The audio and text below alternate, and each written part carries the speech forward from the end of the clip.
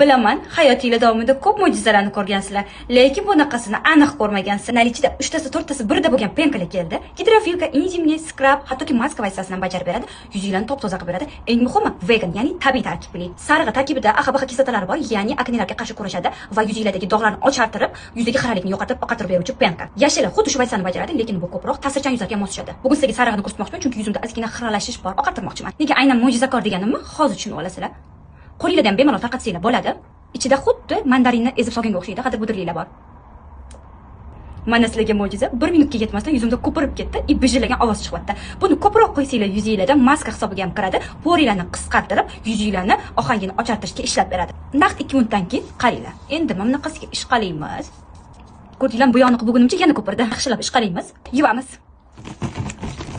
Vat ko'rib turganingizdek yuzimni oppoq va top-toza qildi. Eng muhim, umuman yuzimni quritgan yo'q, bittada lifting his qildim.